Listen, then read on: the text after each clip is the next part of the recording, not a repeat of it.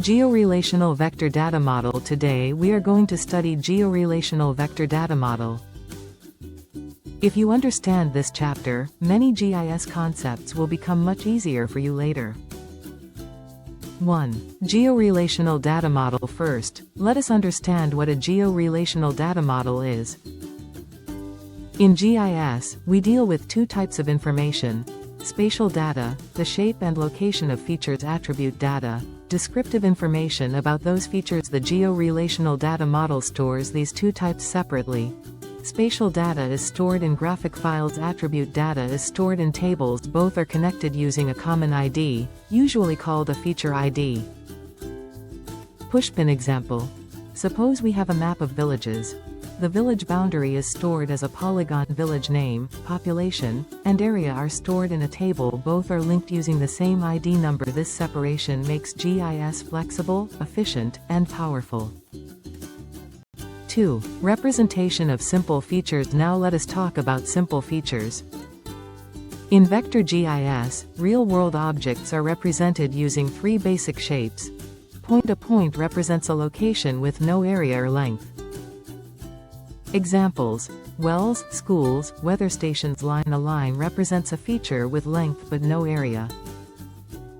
Examples: roads, rivers, pipelines. Polygon. A polygon represents an area. Examples: lakes, land parcels, districts. Each feature has geometry, its shape and location, attributes, information stored in tables. So, simple features are the building blocks of vector data. 3. Topology. Now we come to a very important concept called topology. Topology describes spatial relationships between features, such as connectivity, how lines connect, important for road networks; adjacency, which polygons share boundaries; containment, which feature is inside another feature. Pushpin example. Topology can tell us which villages are connected by the same road, which land parcels share a boundary, which settlements fall inside a flood zone. Topology helps GIS reduce errors, like overlapping polygons, perform advanced spatial analysis, support network and overlay analysis. 4.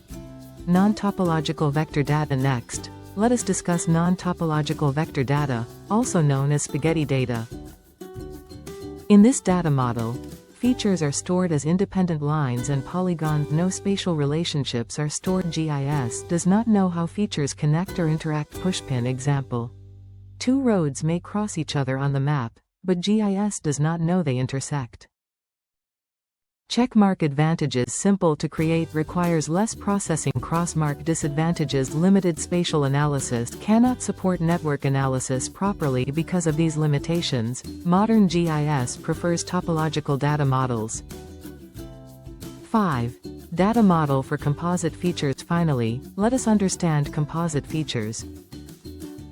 A composite feature is made by combining multiple simple features into one logical object. Pushpin examples.